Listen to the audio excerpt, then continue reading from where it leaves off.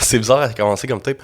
Bonjour tout le monde. Ça a été une année vraiment bizarre pour moi. J'ai essayé de faire plusieurs projets. Ça a été délayé souvent parce que je suis une personne très lâche. Puis j'ai une vie vraiment occupée.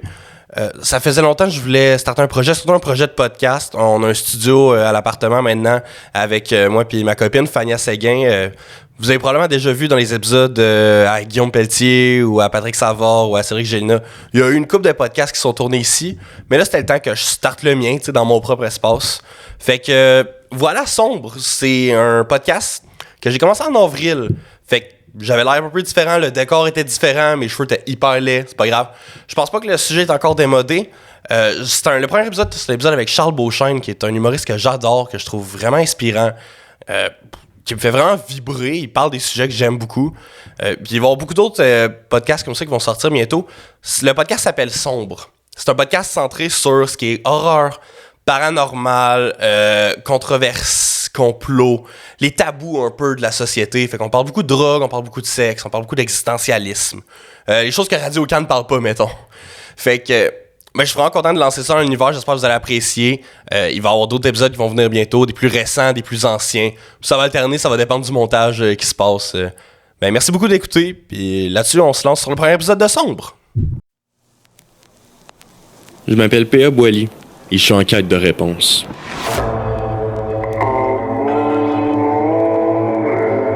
Suivez-moi à la rencontre de ce que la société tente d'effacer. Bienvenue à Sombre.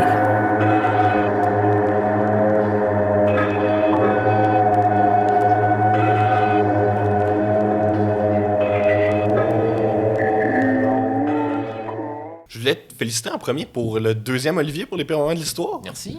Yes! Comment on sent avec 2 Oliviers sur ce projet-là? C'est le fun, c'est de l'approbation qui est... c'est de l'approbation des pairs. Puis ça, Ouais. c'est vraiment sympathique parce que j'ai... Tu sais, sans sonner pitoyable, on recherche tous en tant qu'artistes l'approbation de nos pairs puis de notre milieu. Puis je veux dire, on a beau se dire qu'on est punk, là, puis faire mon affaire, puis ça va être bon château. Puis oui, toutes ces affaires-là, c'est super. Puis ça a été mon état d'esprit. C'est drôle parce que ça a été mon état d'esprit quand j'ai commencé à faire un moment de l'histoire. C'était, regarde, j'ai besoin d'un projet, là, j'ai besoin de pitcher dans quelque chose pour le plaisir, puis juste bien le faire, bien le travailler. Mais c'est le fun, un passion project tout le temps, de temps à autre. Là. Être perfectionniste, toutes ces affaires-là, puis juste pitcher ça, puis on verra ce qui arrivera. Moi, je le fais parce que j'ai envie de faire, de peindre ce canevas-là. T'sais. Ouais. Fait que, et là, maintenant, c'est ça, la première affaire, c'est ça qui est magique dans tout ça, c'est que depuis 2019, je veux dire, c'est un succès relativement instantané. Puis j'ai pas connu de succès. Je suis pas un artiste à succès instantané. Moi, je l'ai pas été jusque-là dans ma carrière. Je parle peut-être hors de mon chapeau, mais pour vrai, c'est un genre de must-watch, must-listen de podcast au Québec, les pires moments de l'histoire. Puis, même moi qui étais pas nécessairement fan de l'histoire, genre je suis fan de culture générale en général, mais comme j'ai écouté ça, puis j'étais comme wow. Mais personne n'est jamais pas fan de l'histoire. C'est ça ça. l'affaire. C'est ça le secret là-dedans. C'est que l'histoire, c'est des histoires. Là. C'est ça. Il y a juste une façon de le raconter. Il y a juste on s'est tous fait raconter l'histoire quand on est petit. C'est juste que là, c'est plus intellectualisé, puis c'est pas de la fiction. C'est comme de la matière. C'est ça. C'est pas apprendre des dates puis les vomir. C'est, hey, by the way, il y a des affaires tellement marquantes, tellement... il y a des personnages qui ont fait des affaires tellement indélébile dans le psyché collectif des humains que ça a traversé l'espace-temps pour se rendre jusqu'à... C'est incroyable. On se souvient de Jules César, un dude qui a existé il y a plus de 1000 ans, mon Dieu. C'est ça. C'est incroyable. Bref, en tout cas, oui, la reconnaissance du milieu, c'est super, puis je le prends, puis c'est la première fois que ça m'arrive, puis à un tel point que je suis comme... Je ne sais pas quoi faire de ça. De la bonne manière, là, mais dans le sens, tu sais, ma réalisatrice m'a montré les chiffres l'autre fois, là, puis elle était comme, regarde, on est le 5e. En tout cas, j'étais à Rebecca McConnell il y a 2 semaines, puis elle était comme, les chiffres sont là, tout le monde est comme, les chiffres, là, les chiffres, c'est comme le 5e podcast. En tout cas, Joe Rogan, moi, ok, cool. C'est génial, toutes ces affaires-là. Vous êtes en train de me dire, j'ai pas un cerveau mathématique. Non. Les chiffres pour moi. On va être 2 là-dedans, c'est parfait. Ah, mon Dieu, que tu me fais du bien sur ça. Moi, les chiffres, les données chiffrées, là, ils se tiennent par la main, ils font une farandole autour de moi, puis c'est le bordel. Là, Ouais. Fait que voilà, tu sais, on m'arrive avec ces chiffres-là, je suis content, je suis heureux. Vous me dites que le podcast fonctionne, vous me dites que ça fonctionne suffisamment pour que ce soit plus facile que jamais d'en produire d'autres parce qu'il y a de la demande, ça tombe bien parce que j'aime ça faire ça. Oui, il y a beaucoup de demandes, puis ça te prend beaucoup de temps, surtout faire ce podcast-là. C'est 5 épisodes par année environ. Ouais, c'est ce que j'ai décidé d'offrir. Puis là, maintenant, c'est ça. Il y a un deal à partir d'aujourd'hui, d'ailleurs, 4 avril. Il y a des épisodes spéciaux là, maintenant que Charles est hors série. Sur audio. Sur audio, maintenant. Félicitations, c'est super. C'est des épisodes qui étaient tellement... en tout cas, tellement massifs que moi, je les ai scindés en 3. La chute de l'Empire romain qui est sortie en ce moment, qui est disponible. Ouais, yes, sur checker la plateforme audio. Allez voir si c'était en bas de l'écran. Là, je suis en train de faire un beau cadre. Là, pour... Fanny, elle va m'haïr. C'est elle qui fait ma texte, c'est elle qui fait mon montage. Là. Mais c'est parfait. J'ai failli utiliser le pichet comme mon verre d'eau. J'ai vraiment failli prendre une gorgée de pichet comme une espèce de viking. Mais ça devrait vraiment être cool, là, justement, comme avoir des gros bocs là, à la place. Ça fait peut-être un peu plus... C'est pour ça que je vais faire des grandeurs nature l'été. Oui, justement. Hey, je voulais qu'on en parle de ça, justement. Qu'on parle de ça. Parle-moi de grandeur nature. Ça vient d'où, cette passion-là, cette trip-là? Je connais rien de tout ça. Genre, je viens à peine de commencer à jouer à Donjons et Dragons dans ma vie, là, fait que... Laisse-moi t'expliquer. C'est le fun parce que c'est un lien, laisse-moi te parler de ça. Oui. C'est un lien intéressant que tu fais en fait avec Donjons et Dragons parce que moi, tu vois, ça a été c'était mon initiation à tout ça, dans le sens que moi, j'ai... enfant. J'étais un enfant plutôt solitaire. Okay. Puis, quand j'étais au primaire, mon plaisir dans la vie, c'était les livres dont vous êtes le héros. Oui. Les années 90, là, choisissez votre aventure. Là. Fucked up. Des aventures médiévales fantastiques, pleines d'illustrations terrifiantes, d'hommes rats, de pygmées grenouilles, d'orques, puis toutes ces shit-là. Il y avait quelque chose de profondément sinistre. Puis, d'investissant, parce que tu es le héros de cette affaire-là. Fait que ça a comme été mon introduction. Je suis tombé en amour avec le Moyen-Âge fantastique en lisant des livres dont vous êtes le héros. Puis là, par la suite, j'ai été initié à Donjons et Dragons. En arrivant proche du secondaire, j'ai eu une game quand j'étais au camp de vacances. Mais finalement, en tout cas, mon grand drame, c'est que tout mon secondaire, je n'ai pas rencontré d'autres personnes qui jouent à Donjons et Dragons. Ah, je comprends ça. Moi aussi, ça a été ça. Ça a été, dès que j'ai commencé à faire de l'humour, puis à m'intéresser à ces gangs-là, que j'ai fait... C'est bourré de nerd ici, fait que genre... Ben, t'es aussi tombé à un moment où c'est plus populaire que jamais jouer à Donjons et Dragons aussi. Là, je te parle on est à la fin des années 90, au début des années 2000. C'est encore une affaire de gros nerds qui jouent dans les casiers, à être tournés en ridicule. Il fallait être... Tu sais, communauté de Donjons et Dragons, on était... À cette époque-là, je me souviens d'une petite communauté secrète. Là, mais c'est ça, le sous-sol de chez la mère de choses. Puis ne n'ouvrez pas la porte, bon sang. Fait que... j'ai pas eu ça de mon secondaire et j'aurais voulu vraiment avoir ça. Et à un moment donné, est arrivé au début, mi des années 2000, je suis tombé. Je vais à quelque part avec cette histoire. C'est un podcast, on jase, c'est parfait. Là. Merveilleux. Mi des années 2000, World of Warcraft. Oh oui. T'as été un fan de World of Warcraft, hein? Ça a tout changé. Personnage préféré, lequel? Parmi les personnes. Oui. J'avais deux. Moi, deux ex aequo. J'avais un Hunter Tauren Albinos. OK. Une espèce de gros minotaure qui avec j'aimais les guns. Moi, j'aimais ça. Puis j'avais une hyène de compagnie. Un gnoll? Non, une hyène hyène vraiment pure, de compagnie, c'était Hunter. Puis j'avais un warlock, un démoniste gnome avec une barbe rose puis une espèce de come-over de René Lévesque rose que j'aimais beaucoup. Fait que, voilà, j'ai joué à ça pendant... Très cool. Très cool. C'était weird, cette période. Ouais. Non, je te comprends. Moi, j'ai pas joué à Warcraft. J'ai joué à Hearthstone. Mais je me suis énormément intéressé au lore. Fait que j'ai tout lu les pages Wikipédia de genre qu'est-ce qui raconte l'histoire de World of Warcraft. J'ai eu un crush vraiment malsain pendant trop longtemps sur Sylvanas Coursevent. Puis, Elle a une jolie trame narrative dramatique. Ben, je pense que ça a juste marqué le fait de genre, j'ai besoin d'aimer des filles qui ont besoin d'être réparées. Genre, ça a été super malsain dans mes relations amoureuses après. Là. Ça, mon Dieu, on vient à la même place, toi puis moi. Une elfe morte vivante. Là, c'est pas le crush le plus sain que tu peux avoir. Et souviens-toi, c'est quoi la leçon avec Sylvanas Windrunner? C'est qu'en fin de compte, à force d'essayer de combattre ce qui l'a transformé en monstre, elle a fini par devenir le monstre. Puis elle a embrace. Oui. En fait, voilà. C'est ça, en tout cas. Cool story. Cool story. Moi, j'aime bien. C'est con. En parallèle à ça, moi, j'aime son antagoniste, Arthas. Qui devient le roi Lich éventuellement. Lui, c'est super le fun, la façon dont il l'a patenté. Ils ont fait une espèce de... C'est le ultimate big bad de la légende arthurienne. C'est la légende arthurienne à l'envers. Ouais. Arthas devient le roi de tout ce qu'il a détruit plus plutôt que le roi de tout ce qu'il a construit. C'est Darth Vader du médiéval fantastique. C'est tellement Darth Vader. C'est outrageusement Darth Vader. Fait que là, en tout cas, curve intéressante, j'ai joué à ça pendant quoi? 6-7 ans, une affaire de même pendant... Ouais. En tout cas, non. Pendant que j'étais à l'université, quand j'étais à l'École nationale de l'humour, puis en sortant pendant quelques années, là, ça a été des années, man, de communauté en ligne, où j'ai rattrapé tout ce que j'avais pas eu en ne jouant pas à Donjons et Dragons. J'ai appris à faire du roleplay, j'ai appris les diverses fonctions des membres d'un groupe dans un party. Puis là, à un moment donné, je suis rendu mi-vingtaine, là, j'ai des amis nerds là, qui font comme « Hey, on a recommencé à jouer à Donjons et Dragons, ça te tente-tu de jouer? » S'il vous plaît! J'ai recommencé à jouer à D&D, je suis tombé sur j'en ai rencontré plein d'excellents DM, ça a été magnifique. Puis à un moment donné, ça a comme réveillé mon trip de jouer à l'âge adulte. Oui. Le ludique, c'est super important, je pense, de tous les âges. Là. Moi et ma blonde, on est des méga fans de jeux de société. Faut rester constamment un enfant. ça, c'est ça. Faut entretenir excusez-moi, ça va être un horrible anglicisme, mais un childlike sense of wonderment. Exactement. Un état d'émerveillement relatif à celui de l'enfance. En tout cas, je fais de la drogue pour ça aussi, d'ailleurs.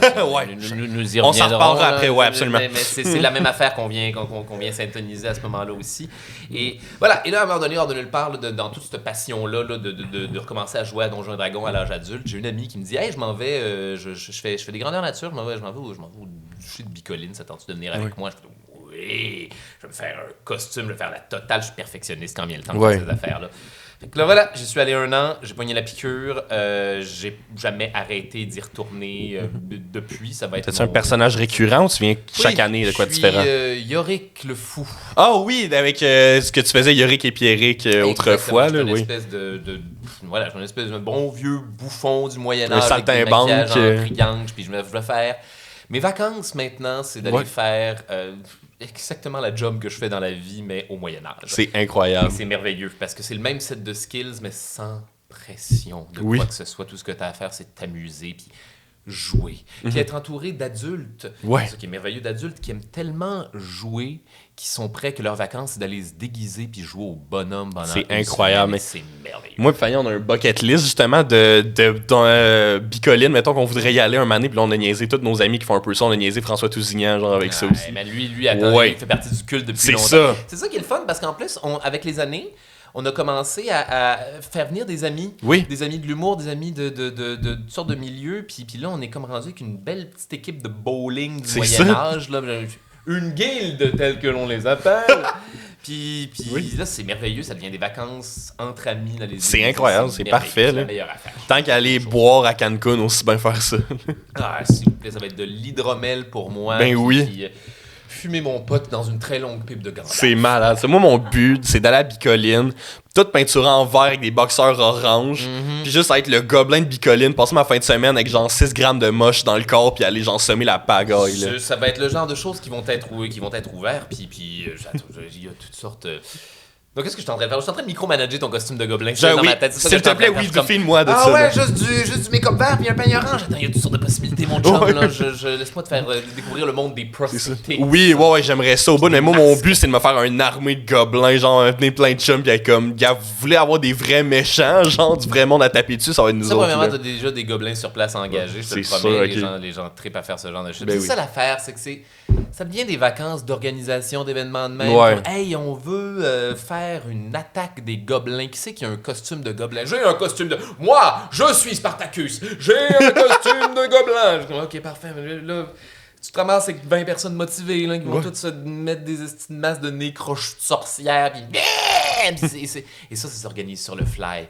Juste à grands coups de passion. C'est merveilleux. Plaisir. Oui, c'est les meilleurs projets, c'est ceux-là que tu n'intellectualises pas trop longtemps non plus, là, honnêtement. Oui, puis non. Oui, puis non. Parce que les deux sont géniaux pour leur raison. Les projets instantanés sont magnifiques parce que justement, ils sont créés par le feu de la passion, de l'énergie, puis du fait il faut qu'on le fasse maintenant. Mais les projets perfectionnistes, les projets peaufinés, quand ça sort, construire un bateau dans une bouteille, c'est plus de travail, mais chaque étape devient une partie. C'est extrêmement gratifiant au final, c'est ça. quand tu as du fun à toutes les étapes de ton petit bateau, le bateau dans la bouteille, à la fin, a une valeur inestimable. Mais oui. C'est ça. En tout cas, puis ça devient un hobby. C'est drôle, c'est ça qui est le fun, c'est que ça devient un hobby pendant l'année. Là. C'est le fun avec notre gang. On est en train de se faire un castelet de marionnettes. Là. On est en train de construire des petites marionnettes. On se fait des journées de crafting la fin de semaine. Ah, ça, c'est incroyable. Bricolage à l'âge adulte. C'est de la magie. C'est super, comme tu as dit, le childlike wonder, tout ça. On dirait qu'à l'âge adulte, c'est encore plus important, surtout quand tu es dans une nouvelle situation sociale, tu rencontres du nouveau monde. Parce que moi, j'en rencontre des gens qui sont comme, moi, je joue pas, j'aime mieux qu'on jase autour d'une bière. C'est comme, OK, mais tout le monde peut faire ça. Et je te dirais que moi, je joue pas. Moi, je joue pas. Impossible. Non, c'est ça. Personne. À moins. Non, c'est pas vrai. Rares sont les gens qui ne jouent pas. C'est ça. Je pense que les gens ont perdu le plaisir de jouer quand c'est évident que c'est du jeu. C'est Pourquoi? ça. Parce que,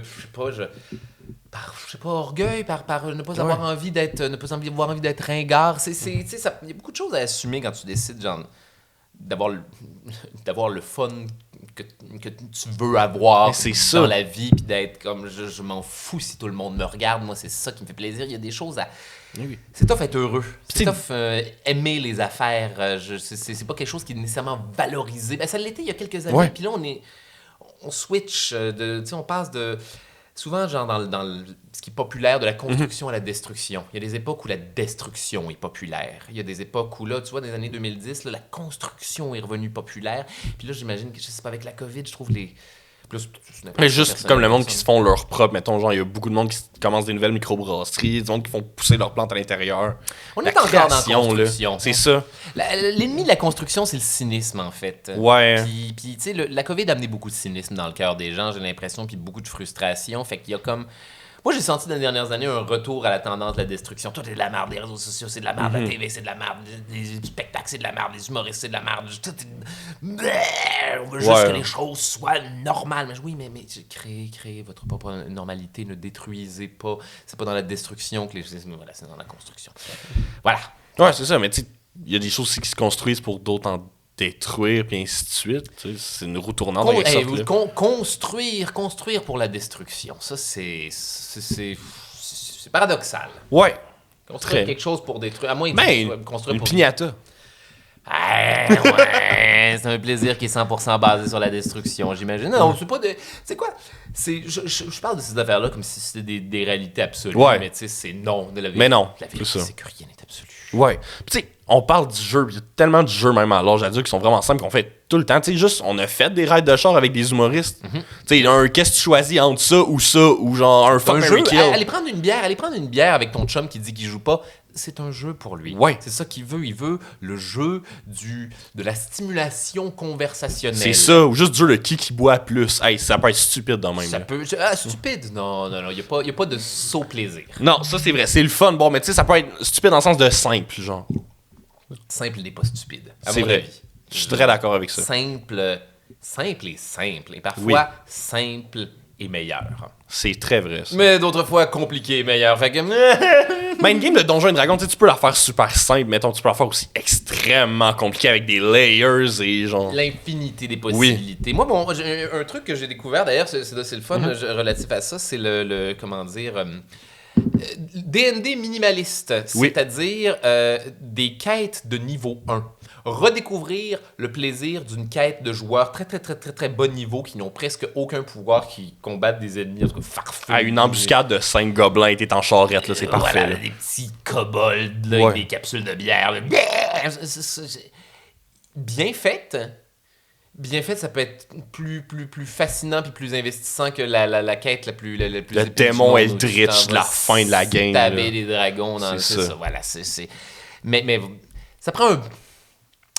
Je pense qu'une game de Donjons et Dragons peut survivre à des mauvais joueurs avec un bon DM. Oh oui. Une game de Donjons et Dragons survit rarement à un mauvais DM. Même avec les meilleurs joueurs du monde, là, si t'es pas capable de créer des outils narratifs, des courbes, des arches intéressantes, récompenser tes joueurs. Ouais. les affaires les plus importantes, ça. J'ai eu des... J'en ai fait une couple de DM, là. Je suis tombé sur des DM sadiques là, qui aiment tout t'enlever tes affaires. C'est non, t'es poche, tu vas être opprimé, les méchants taïs, tout peut te tuer, ton personnage est pourri. Est-ce que je peux être extraordinaire, s'il vous plaît? Donne-moi quelques... Et voilà, les meilleurs DM, c'est ceux qui prennent d'une main et redonnent de l'autre. Pour toutes les affaires qui te sont enlevées, attends, tiens, t'as une lumière au bout du tunnel, t'as une capacité d'obtenir la rédemption, voici un bonbon qui va te faire passer à travers le mauvais moment. Et suite à ça, quand tu auras un bon moment, peut-être qu'il y aura une parcelle de négativité qui va venir teinter ton bon moment, puis c'est le yin, puis c'est le yang, puis c'est l'équilibre. Il faut récompenser ces joueurs. Vraiment. Dans le médiéval fantastique, c'est lequel ton monde préféré?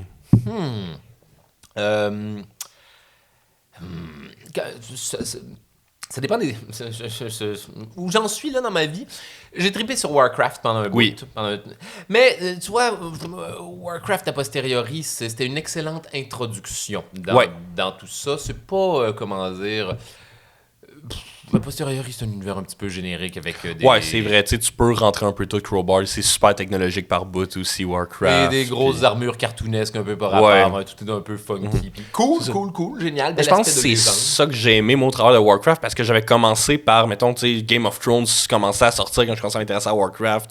J'avais déjà écouté Le Seigneur des Anneaux. J'étais comme, Le Seigneur des Anneaux, c'est grandiose, merveilleux. Et même le Hobbit. Moi, j'ai aimé la trilogie du Hobbit. Puis les gens haïssent ça pour haïr ça. C'est une épopée, là, rendu là, si t'aimes pas ça. C'est un excellent film à se taper là, à Noël, là, en 3 épisodes qui durent 4 heures, là, puis t'as le même effet que moi, ça me ramène genre à l'époque genre du fantasy des années 80, là, de Willow, de Dark Crystal, de toutes ces affaires-là. Il y a une vibe Dark Crystal-esque. As-tu écouté la série du Dark Crystal sur Netflix? Hey, ça c'est un crime que ça a été cancellé, c'est épouvantable. Ça là, le pouvoir du perfectionnisme. La mise en scène de cette affaire-là est réglée au quart de tour, c'est créer des effets cinématographiques avec des fucking marionnettes, puis des belles marionnettes, avec des beaux designs, t'oublies par bout que c'est une marionnette pour vrai, là. Et ça, c'est ni plus ni moins que de la magie. C'est ça. C'est pas autre chose que ça. C'est Dark Crystal, c'est délectable. Mon univers de fiction préféré. Bon vieux Warhammer Fantasy. Ouais. Je suis désolé, je vais sonner comme un bon... Mais ils ont toutes mélangé les affaires. Ouais. Hein, mais ils ont toutes bien développées. Toutes les factions, toutes les races, des hommes-rats aux orques, aux elfes, aux bretons, à la légende arthurienne, aux impériaux. Ils ont toute une histoire super complexe. Ils ont tous leurs héros, ils ont toute leur philosophie, ils ont toute leur comment dire, leur espèce de logique, des fois même un peu brisée, là, comme... Les Skaven, par exemple, mes préférés, les hommes rats du centre de la Terre, qui eux ne sont motivés que par la peur et la survie. Et ça vient se représenter sur tous les paliers de leur vie sociale. Tout le monde est constamment paranoïaque, tout le monde est constamment en train de se poignarder dans le dos, et à un tel point que c'est des valeurs qui sont encouragées pour être un bon Skaven. Un bon homme rat va trahir tout le monde autour de lui, essayer de se hisser au-dessus de la pile de cadavres. C'est une société qui fonctionne, c'est ça, c'est tellement bien développé. Ils sont tellement dans trahison que ça stabilise toute la patente. C'est ça. Il y a comme un taux de roulement infini d'hommes rats qui viennent se remplacer, puis aussi ils ont des vies extrêmement courtes, qui justifie le fait qu'ils, justement, leur vie est orientée sur la survie. Les rats, ça peut pas tout être Splinter dans les Tortues Ninja, là. Non, attends, là, ils ont des castes d'esclaves. Ils ont des castes de travailleurs, des castes de guerriers, des castes d'esclaves. Ça leur permet de quoi? En tout cas, un petit peu l'image de l'Empire romain, genre, ça leur permet justement d'établir un empire souterrain qui est extraordinaire parce que voilà, ils ont des travailleurs infinis qui sont rassemblés d'un bout à l'autre de la carte. Et je les trouve fascinants pour ça. C'est quand même très cool. Ah, puis ils ont développé la radioactivité au Moyen-Âge aussi. Ils ont le Warpstone. Ils ont les Skaven ont une espèce de pierre. Ils minent une espèce de minerai qui est une espèce de concentré de puissance obscure, une espèce de minerai vert qui brille dans le noir, qui leur permet de faire toutes sortes de magie, qui leur permet de créer des mutations chez des Skaven, qui leur permet d'avoir des lance-flammes, des estis de tanks qui spinent à la vapeur de Warpstone, puis c'est de la radioactivité. Ben oui, c'est clairement. autre chose que ça. Là. C'est ça. Très, très cool. C'est quand même ça. très cool, en effet. Sur ce, la drogue. OK, let's go. Ça va être ça, mon segway, ça va être parfait. Excellent segway. Dans ta vie, c'est rentré où? Quand? Comment? Comme tout le monde, quand j'étais au cégep, je suis une troupe de batte. J'ai eu des expériences déplaisantes. Ouais. Comme quand tu fais de la drogue. Puis on s'entend, là, c'était vraiment juste fumer des joints. Là, c'était rien de terrible. Mais... C'est une drogue douce. Oui, mais entouré de mauvaises personnes, Ouais. ça peut me mener à des moments qui sont, comment dire, déplaisants, puis socialement, en tout cas, weird. Bref, j'ai pas eu des bonnes expériences. Pendant la première moitié de ma vingtaine, j'ai réessayé le pot à plusieurs reprises, puis c'était un cas de 50-50, mais 50% du temps, je bad trip, 50% du temps, je m'endors alors que je suis en train de faire la fête avec des amis. Là. Fait que je fais un petit peu. Non, le pot, c'est pas pour moi. Y a pas. Puis l'alcool non plus, c'est pas vraiment pour. Les lendemains de veille sont trop difficiles, j'ai pas de fun quand je suis Pour vrai, ça vaut plus la peine à un certain point, les lendemains de veille. Là. Je vais passer le dimanche là, sur mon sofa, là, je vais péter à l'infini. Là. Non, ça va être. On peut le faire aussi, justement, sans avoir envie de mourir et avoir mal à la tête. Je le passer fais un dimanche. accidentellement. C'est ça. Maintenant, je suis sous 2 ou 3 fois par année, accidentellement, des fois où j'oublie, puis je suis comme, ah ouais, non, c'est correct, c'est bien, on peut, ça va être le fun, puis le lendemain, je le regrette, peu importe à quel point j'ai légèrement dépassé la limite. Là. Et à un moment donné, c'est ça, j'avais 27 ans, puis j'étais une mauvaise période dans ma vie en plus, j'étais très angoissé, j'étais très carriériste, puis ça fonctionnait pas comme je voulais que ça fonctionne, fait que ça menait à d'autres angoisses je me trouvais plouc. Je me trouvais inutile. C'était en quelle année, ça? J'avais 27 ans. Je sais pas, on doit être autour de... on doit être autour de 2014-2015. Une affaire de même, dans ces eaux-là. Puis là, à un moment donné, j'ai un ami qui a oublié son pote à la maison. OK. Puis qui m'a dit, je te le laisse, là, regarde, il n'y a pas de trouble, je m'en suis acheté d'autres. OK. Hey, je suis... chez nous, dans mon premier appart. C'est un nid de confort, de sécurité, puis c'est un trou de hobbit. C'est ton chez-toi. C'est mon chez-moi. J'ai les chats, rien n'est plus sécuritaire que cette vibe-là. Et puis j'essayais de fumer du pot tout seul à la maison. Au pire, aller, je bad trip, mais quel bad trip, j'ai tout. Au pire, aller, je m'endors, le sofa est là. Parfait, let's go. Et j'ai adoré ça. Et j'ai passé un satané bon moment tout seul avec moi-même, de recueillement et peut-être même de philosophie un petit peu. Là. Puis j'ai fait c'est super, ça, c'est génial, quelle bonne relaxation, mon Dieu. J'avais eu une ex avant là, qui elle fumait en venant du travail, puis j'avais jamais vraiment compris. J'étais comme... T'as vraiment besoin de ça pour décrocher? Oui, non, ouais. Je comprends tout à fait pourquoi quelqu'un aurait besoin de ça pour décrocher. Holy fuck! Oh oui, ok, voilà donc pourquoi elle fumait en revenant du travail, c'est du génie. Puis là, au fur et à mesure, tu sais, ça devient ta période ça devient ta bière du vendredi soir. Ouais. Hein, ça devient ton pipi.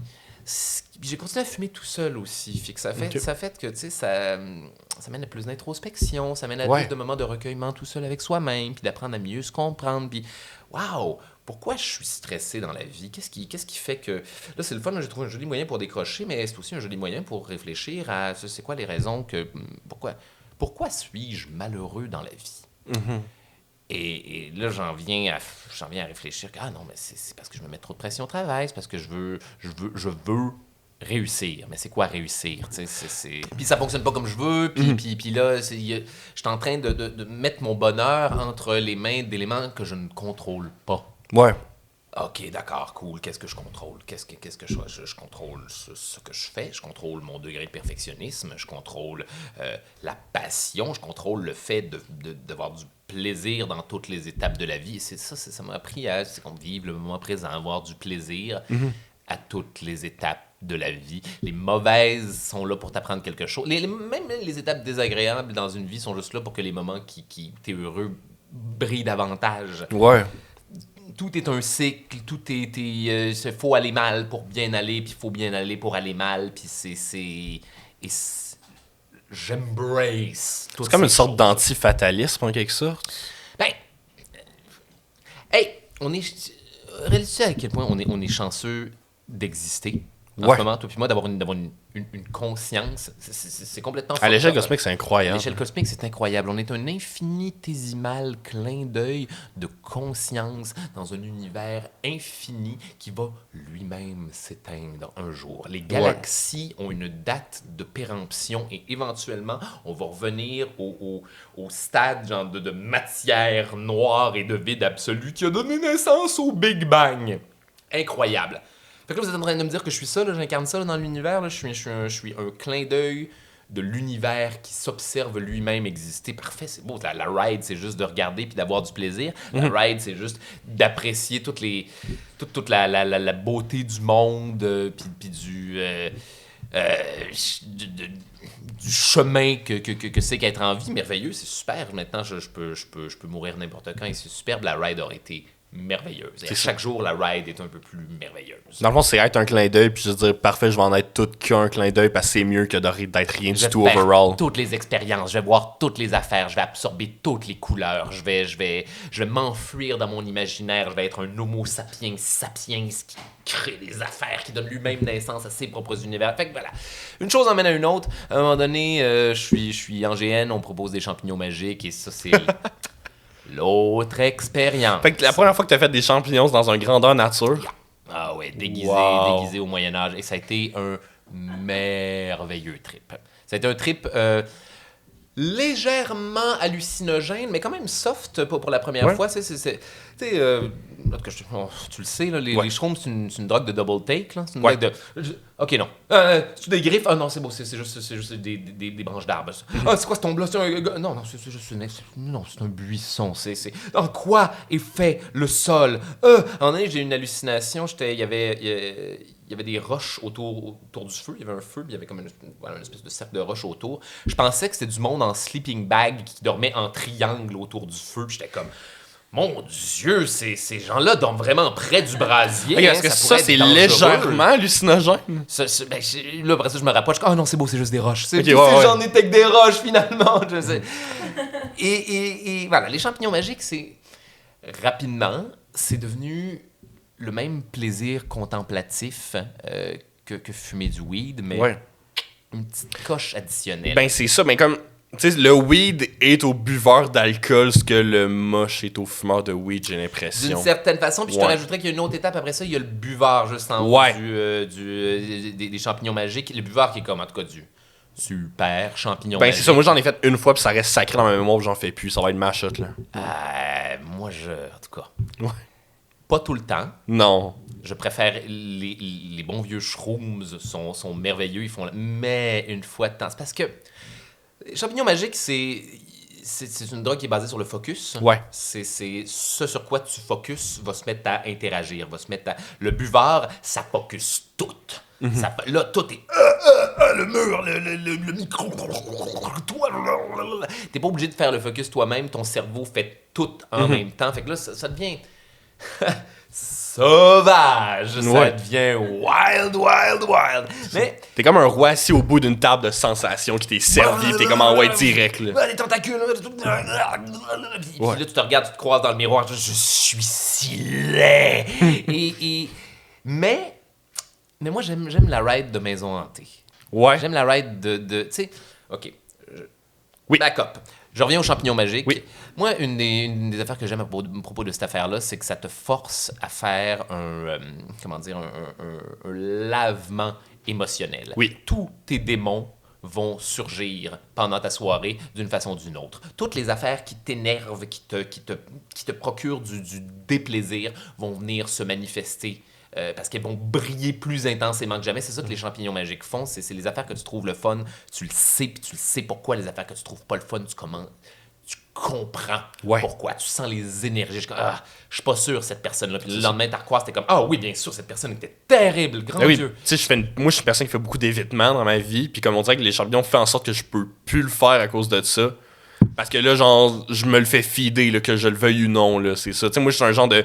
le temps va régler les choses, puis ça va être correct. Je peux aussi juste me concentrer sur autre chose, comme, oh non, finalement, je peux pas me concentrer sur autre chose. Oui, ça va parce se que dealer là, là. Tous les problèmes, là, c'est ça, te C'est reviennent. ça. Puis là, t'es obligé de dealer avec parce que Ouais. t'es sa drogue, parce que tu veux passer un bon moment. Fait que là, t'es obligé de poignarder chacun des démons un à la suite de l'autre. Puis c'est facile, le raisonnement est super facile. C'est souvent genre, pourquoi est-ce que je m'en fais avec cette connerie-là? C'est pas vraiment important pour moi. C'est pas vraiment le rapport à mon bonheur. C'est moi qui essaye de...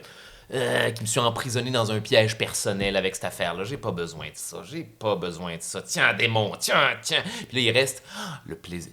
Le childlike sense of wonderment. Il reste à regarder, genre, oh, la lumière est magnifique. Ces feuilles sont si belles. Puis là, c'est pour ça que faire ça au Moyen-Âge encore. Ouais. Ces costumes, ces Je peux personnages. pas m'imaginer. Moi, je l'ai fait ici la première fois il y a 2 ans. J'ai passé, je pense, 30 minutes à juste suivre les lignes du plancher en bois puis qui bougeaient. Puis j'étais comme, wow, je vais me faire guider par le plancher. Là. Puis là, mais c'est ça, il y a des guides Ouais. spirituels dans tout. Tu suis tout. Et t'es... moi, en tout cas, je suis bien réceptif à genre la synchronicité, les guides spirituels, Ouais. les indices que le destin t'envoie dans la vie, faire juste de l'analyse. Je me tire au tarot. Une fois par Ok. année, je me tire au tarot.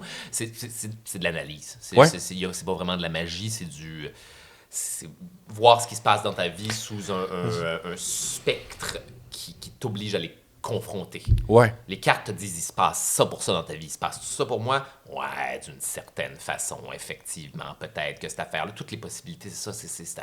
Toutes les réponses sont bonnes. Puis il y a un petit peu de ça que je retrouve en faisant des champignons magiques. C'est que c'est un voyage introspectif. Où des fois, je le sens, là, j'ai besoin de faire ça.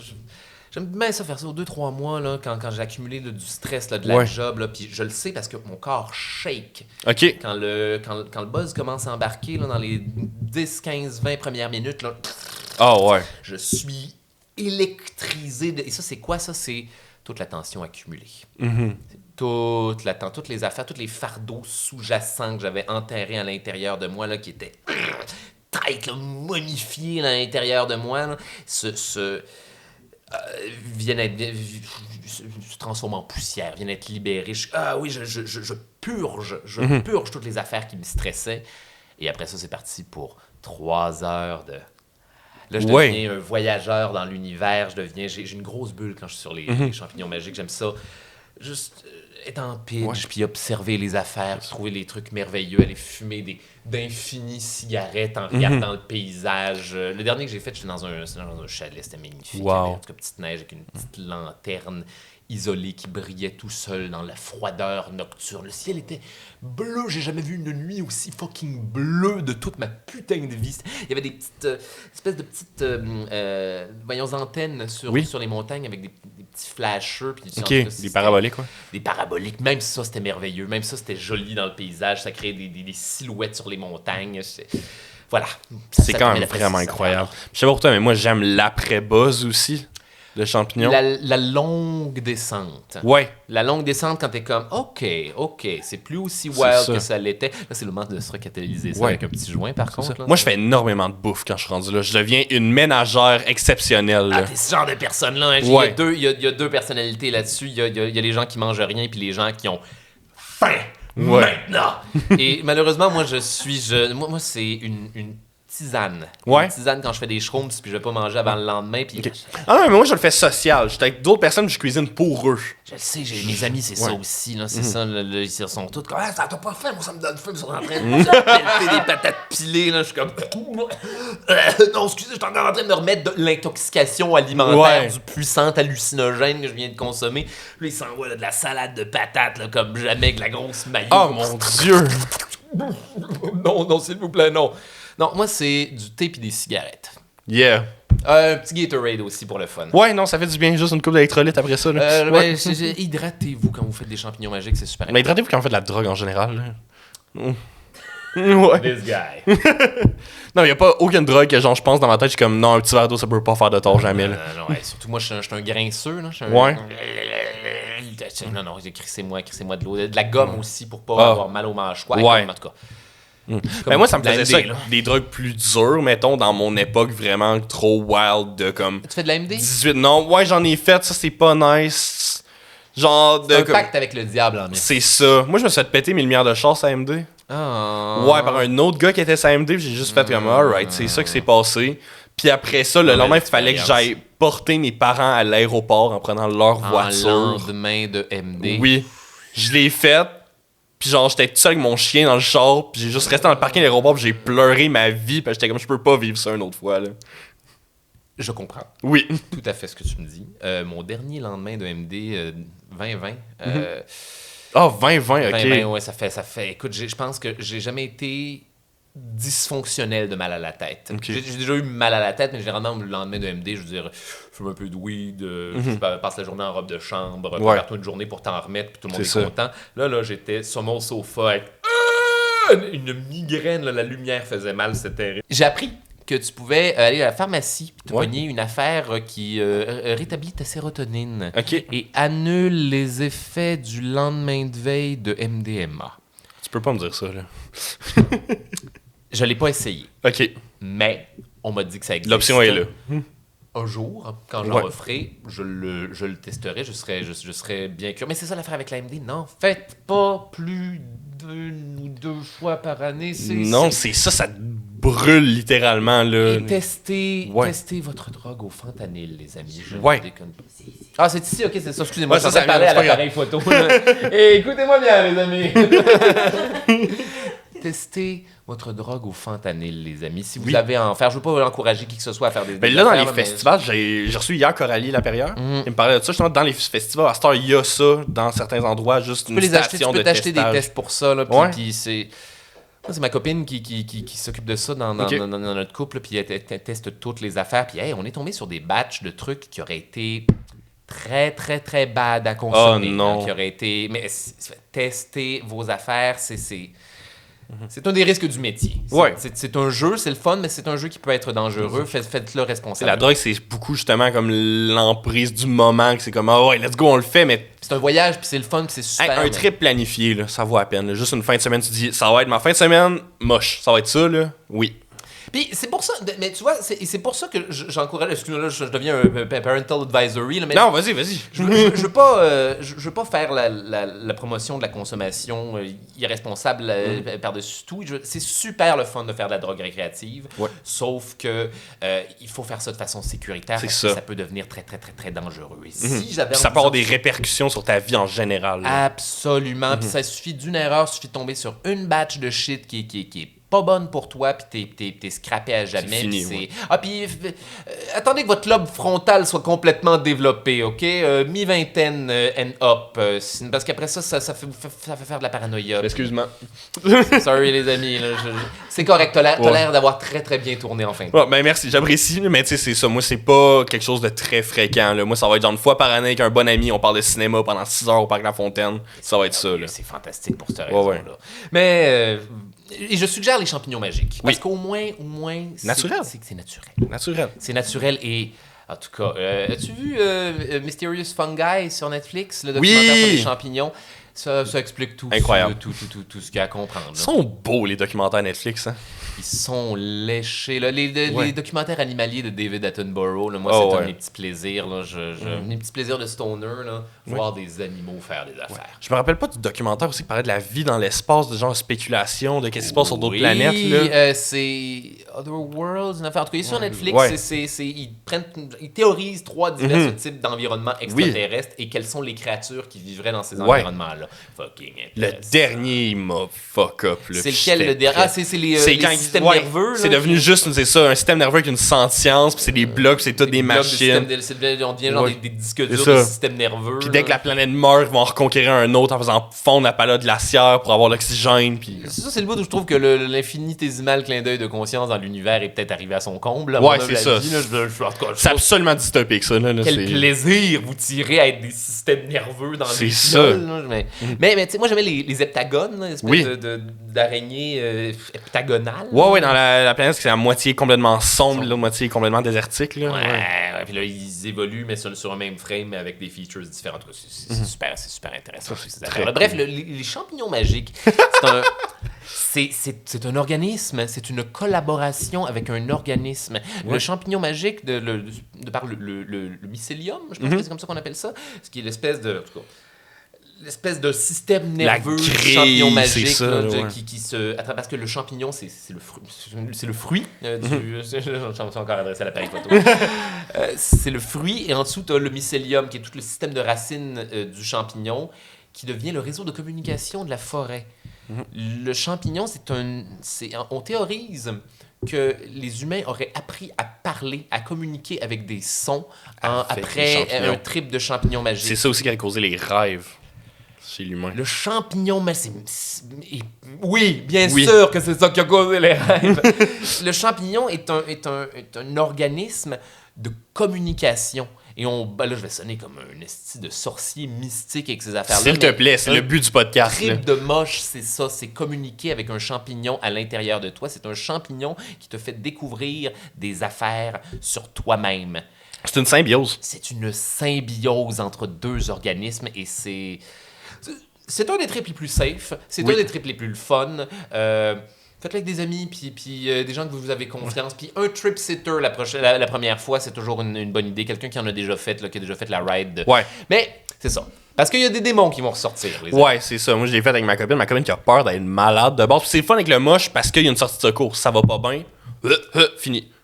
Tisane. Oui, aussi. Tisane. Le faire en tisane, là, tu le coupes finement, l'eau chaude, du infuse. Citron. Le citron décuple la rapidité du buzz. Du buzz de la catalysation. Là. Fait que puis je sais, moi je le mangeais avant, puis c'est immonde, bien sûr. J'ai switché genre il y a 2 ans à la tisane et c'est les buzz les plus rapides, les plus plaisants que j'ai eu, puis 15 minutes. 15 minutes, on est dans le parc, puis mon Dieu! Et c'est le buzz le plus plaisant que j'ai eu. Mais c'est une des raisons pour lesquelles je le fais aussi. J'aime ça la ride de train fantôme. Ouais. C'est ça que tu disais, les maisons hantées tantôt. J'aime ça me faire peur avec les recoins sinistres de mon esprit. Qu'est-ce que mon imagination va inventer dans son état d'absolue paranoïa d'être sur la drogue? Quel démon va se manifester sous quelle forme? Et c'est super intéressant. Et c'est la raison pour laquelle, en tout cas, le buvard... C'est cette affaire-là, sauf que c'est juste les démons. C'est juste le party de démons. C'est juste un paquet de démons partout. Là. Puis là, c'est comme la grosse maison hantée. T'es un fan d'horreur? Ouais, je pense que je suis un fan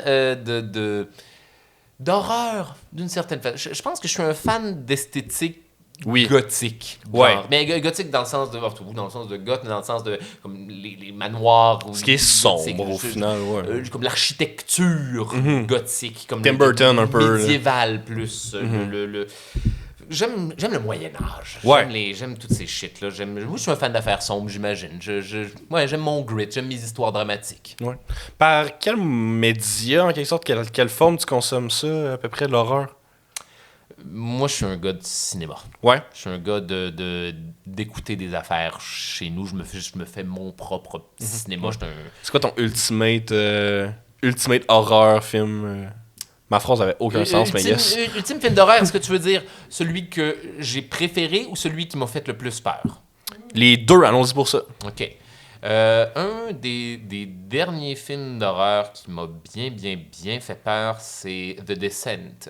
Oui. Sur la spéléologie. Là, tout ce qui se passe dans une grotte, moi, c'est... Je suis paranoïaque. Ouais. Oui, je suis paranoïaque, mais je suis aussi claustrophobe. Ouais, as-tu regardé As Above, So Below aussi? Catacombe de Paris. Ça l'a pas vraiment fait non, pour moi. Pas exactement. C'est pas le même trip, surtout, là, c'est ça. C'est parce que les premières minutes de Descent misent sur la claustrophobie. Ouais. Ça mise très, très bien sur la claustrophobie. C'est une mort que je ne veux absolument pas avoir dans la vie, qui est restée pognée dans la roche, la tête en bas, asphyxiée. Ils te font ressentir ça dans la première moitié du film, et ça s'en est... C'est vertigineux. Puis après ça, éventuellement, il y a des espèces de vampires des cavernes qui débarquent, puis à ce stade-ci, pourquoi pas, je te dis pour des petits vampires des cavernes. Ben oui, let's go. Un creature feature par-dessus ça. Mais c'est ça, mais c'est parce qu'on te fait peur préalablement juste avec le setup. Oui. Et c'est pour ça qu'après ça, les vampires, je suis comme, OK, mais c'est ça dans ça. C'est extrêmement habile. Let's go. Sinon, mon Dieu, film d'horreur. Parce qu'il y a des films d'horreur que je trouve beaux aussi. Oui. Moi, mon préféré Ouais, de tous les temps, c'est... bon, je me rappelle, Annihilation.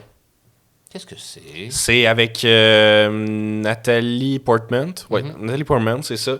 C'est 5 scientifiques qui s'aventurent dans le Shimmer, que ça s'appelle, parce qu'il y a une météorite qui a frappé.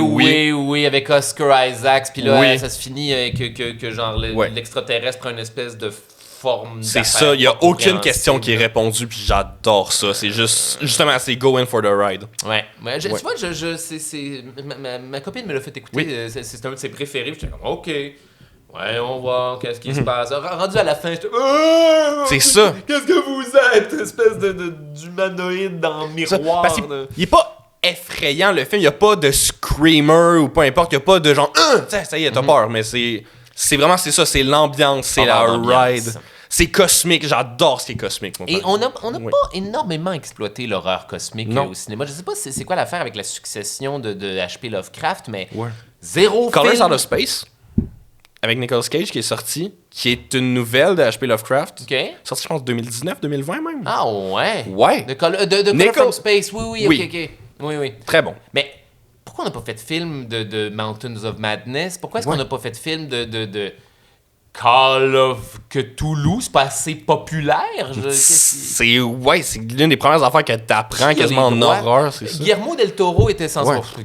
Guillermo del Toro, même, était censé commencer 100 000 à faire nice, puis il abandonne tout le temps. Moi, j'attends encore sa Justice League Dark, il l'aura jamais. Mais non, il va jamais faire ça, parce qu'il était censé faire Mountains of Madness, le film. Finalement, il est plus sur le projet, puis j'ai plus la main. Hey, Mountains of Madness, le film, ça serait... ça serait génial. Ça serait du grand cinéma. Mettez ça entre les mains de quelqu'un de compétent qui comprend comment mettre en scène de l'horreur cosmique. Et c'est pas si difficile que ça. Non. C'est de Donne l'oppression. pas de réponse. Fais-nous existential dread. Montre-nous la créature le moins possible ou de la façon la plus, libre cours à l'imagination possible. Si t'enlèves toutes les métaphores, par exemple, du Denis Villeneuve, là, The Arrival, là, c'est de l'horreur cosmique par bout. Là. C'est de l'horreur cosmique. C'est ça. T'as raison. C'est les fondements de cette affaire-là. Je sais pas. Ah, man, j'essaie de penser au dernier univers d'horreur que j'ai trouvé magnifique. C'est pas un film. Okay. C'est pas un film, c'est une série de jeux, mais ça a tout changé pour moi. American McGee's Alice. OK.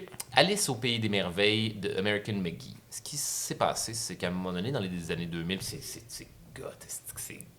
man. C'est sûr, c'est Alice au Pays des Merveilles. C'est ce qui a fait que Alice au Pays des Merveilles est devenu un staple du goth. OK. Dans les années 2000. Parfait. Il y a quelqu'un qui a un réalisateur de jeux vidéo, je pense qu'il avait travaillé sur Quake ou une affaire de même. Il a décidé, je sors mon propre jeu d'horreur, Alice au Pays des Merveilles sinistre. Il est sorti ça avec genre un vieil engin de l'époque, on est en 1998, le vieil engin de Quake, là, et c'est une ride. En tout cas, pour l'époque, moi j'ai le souvenir de jouer à ça puis d'être... J'ai pas peur, mais je suis constamment on the edge. Je suis constamment opprimé par les décors, par le fait que tout... c'est un jeu qui joue sur... sur les esthétiques cute qui deviennent terrifiantes. Une corruption de l'enfance, en quelque sorte. Exactement. Ouais. OK. C'est un monde de coffres à jouets twisté avec, mon Dieu, une imagination tellement malsaine. Et dans le bon sens, là, c'est des bébites. Non, ça prend du malsain pour des œuvres comme ça. Et là. on est dans le psyché. Et le Pays des Merveilles, là-dedans, c'est le psyché brisé de Alice, dont la famille est morte dans un incendie, qui se retrouve dans un bon vieil asile victorien. Of course. Et là, on est pogné dans son psyché à essayer de la réparer. Et son monde, son pays des merveilles intérieures est devenu un horrible cauchemar, où tout ce qui était un ami avant est maintenant devenu un sinistre psychopathe dépourvu de logique. C'est tout justement l'absence de logique d'Alice au Pays des Merveilles, adapté à un setup d'horreur où tout le monde devient cinglé, mais pas cute cinglé. Tout le monde est une représentation de Alice qui se parle à elle-même aussi. Les personnages vont devenir la reine de cœur va devenir le super ego de Alice. Le Jabberwock, qui est l'espèce de dragon d'Alice au Pays des Merveilles, va devenir... étant donné que c'est un dragon, il va devenir la manifestation de l'incendie, il va devenir la manifestation Du trauma, quelque chose. du trauma. Oui, exact. Du choc, du trauma. Et ça fait que. Ça se voit dans son dialogue aussi. Il est toujours en train de donner un guilt trip. Le dragon donne un guilt trip à Alice avant de cracher littéralement du feu. Fait que tout est ouvert à interprétation. Et les implications psychologiques de ça sont ce qu'il y a de plus terrifiant. Là, en ce moment, on est dans un asile psychiatrique et je suis en train d'essayer de réparer l'esprit d'une jeune fille brisée, perdue dans un labyrinthe de cauchemars à l'intérieur d'elle-même. Et ils ont fait une suite à ça par la suite en 2015. Ils ont fait American McGee's The Nightmare Returns. Et là, c'est pour PS3. OK. Fait que là, le même univers, sauf qu'on a boosté les textures. On a boosté tout est toujours tourbillonnant, tout est toujours une espèce d'îlot rocheux qui flotte dans le ciel, dans une espèce de tornade de démence, puis de créatures toutes plus malsaines les unes que les autres qui viennent représenter les démons. On en vient à ça, les champignons magiques. C'est les démons de Alice. C'est Alice qui combat elle-même ses démons.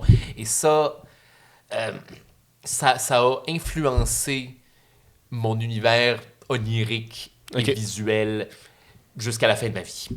Wow. Puis c'est pas grand-chose, c'est pas révolutionnaire comme battante. Moi, ce jeu-là a changé ma façon de percevoir, de comprendre ce qui me fait peur dans la vie. C'est parfait, ça. C'est tout ce qu'on demande. C'est tout ce qu'on demande dans une bonne affaire, dans un bon jeu d'horreur. C'est pas obligé d'être excellent non plus. Il y a du monde qui se permettent de juste genre triper sur Leatherface, puis ça y est, c'est ça leur imaginaire de l'horreur, puis excellent, là. Bien sûr, c'est les je sais pas, j'essaie de penser à des films d'horreur genre plus mainstream, plus fantastique, genre plus mais là il y a rien qui me vient en tête, mais ils ont essayé de faire American McGee's Alice avec Sucker Punch de Zack Snyder. Oui, je me rappelle de Sucker Punch. On a ça, là, il y a énormément d'éléments là, qui sont ne serait-ce que dans la structure de la patente, là, le fait que genre la protagoniste est à l'asile psychiatrique, elle vit des aventures dans sa tête qui lui permettent d'être la héroïne de son trauma. Ouais. Et ça, c'est ben intéressant, ça. Ouais, c'est vrai. T'as-tu lu le livre de Sucker Punch? Excusez-moi. C'est un comics à la base. C'est un comic à la base. Eh bien, mais tout est un fucking comic à la base. Tout est bel et bien un Je suis un gros fan de comics à la base, fait que c'est sûr que je connais ça. C'est meilleur que le film? Ben, c'est du Zack Snyder. Si t'aimes l'imaginaire de Zack Snyder... Le comic est de Zack Snyder aussi? Non, mais le film est de Zack Snyder. Oui, non, je sais. Ça, je l'ai vu et c'était... Zack Snyder, ça reste du Zack Snyder. Si t'aimes son esthétique, si t'aimes tout ça. Moi, j'aime beaucoup Watchmen parce que c'est vraiment une copie presque parfaite. C'est ça l'affaire. Zack Snyder, il est le fun quand tu lui mets un beau... un beau template. Template, mais c'est quoi le terme déjà quand tu fais le découpage de ta scène en espèce de bande dessinée? Voyons, j'ai oublié. Un panel? Pas un panel, du art de... ça va m'obséder toute la journée, merde. Du storyboard, voilà. Ouais, un storyboard, voilà. Parfait.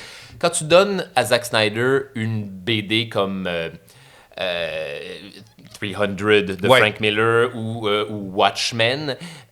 là, il est bon pour recréer ces tableaux-là. Ouais. Mais souvenons-nous qu'il y a du travail de bien meilleurs auteurs que lui derrière ça. Là. C'est absolument. C'est la raison qui fait que c'est bon. Moi, c'est pour ça que 300 puis Watchmen, c'est mes préférés parce qu'il ne fait que très, très bien adapter deux affaires qui étaient super cool à la base. C'est pour ça qu'il y a eu autant de haine après ça pour ses travaux ultérieurs. Là, mais c'est pas... je vais dire Army of the Dead, c'est très divertissant. J'ai pas vu Army of the Dead. J'ai-tu vu? Oui, non, j'ai vu Army of the Dead. Ouais, les zombies à Vegas. Ouais. C'est pas bon, mais c'est divertissant. J'étais là pour l'heure, puis je l'ai écouté, puis j'ai comme... Moi, selon moi, le dernier bon film de zombie, c'est 28 Days Later. Oui? Je crois... Hey, tiens. Parlons de zombies, let's go. Parlons de 28 Days Later. Oui, ça, absolument. Tu vois, c'est un des films d'horreur qui m'a fait peur. L'affaire, c'est qu'ils me font rarement peur. Je suis souvent intéressé par l'univers des films d'horreur. J'aime ça les regarder. Fait que, OK, c'est ça votre créature. OK, comment est-ce que vous allez mettre ça en scène? Allez-y, foutez-moi la pétoche. Envoyez-moi tous vos effets. 28 Days Later, les effets sont là en esti. Ils sont incroyables. Tout est là. Et c'est low budget. Relative économie de moyens. Ben, un film de zombies, ça coûte pas grand-chose. Ça coûte beaucoup de figurants. Beaucoup de maquillage. Voilà. Leurs zombies sont surprenants, là. Ils sont ça coke, là, sont speed et là, Ben, c'est ça, c'est le nouveau archétype de zombie. C'est comme eux quasiment qui l'ont patenté, là, overall. Là. Ils l'ont crissement bien patenté parce qu'ils ont vraiment changé la game de dans ce cas, Brains.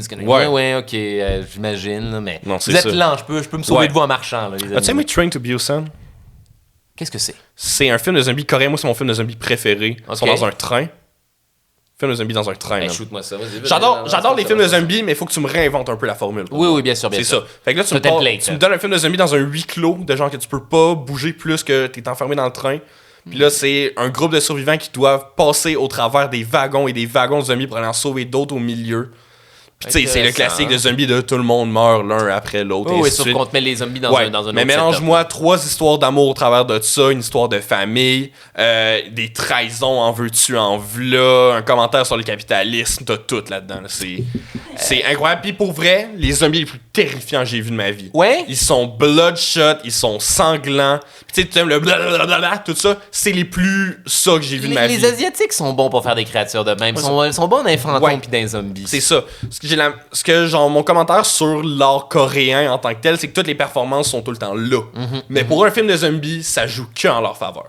As-tu vu, c'est d'autres, tu me fais penser d'ailleurs, attends, les films d'horreur asiatiques, il y en a des pas pires pantoutes, là. Je m'excuse, mais le bon vieux Ju-On, là, j'ai eu peur de ce film-là. Ouais. Là, c'est puis pourtant. Ben, si je veux faire chier ma blonde, j'ai juste à faire dans la chambre la nuit, puis c'est fini, là. C'est super simple, la façon dont c'est fait. Ils ont joué sur, leur façon de recréer la peur dans Ju-On, c'est de s'arranger que les monstres aient l'air de jeux de lumière dans une chambre la nuit. C'est souvent genre des tableaux qui sont très chargés, puis là, t'as une tête de madame japonaise là, dans le fond. C'est pas grand-chose. Tu donnes à peine rien. C'est ça qu'il faut. C'est pas tout le temps de l'horreur. Faut pas que ça dans ta face. Faut que tu fasses le saut toi-même en le remarquant. Faut que tu sois subtil. En le remarquant dans le décor. C'est pour ça que j'aime beaucoup, mettons, les films, les Sinister. Les Sinisters, lesquels j'ai vu l'autre. Non, il y en a deux.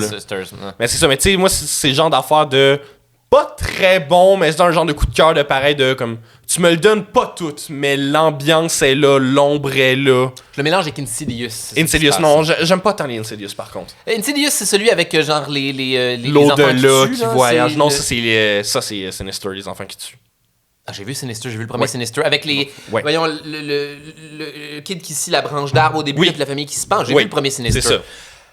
Cool, mais il y a un bout où ça devient ridicule dans le premier. C'est ça que je dis. C'est vraiment comme. Il y a une certaine limite. Je me souviens, là, quand ils sont dans le couloir, là, pis t'as les enfants qui sont.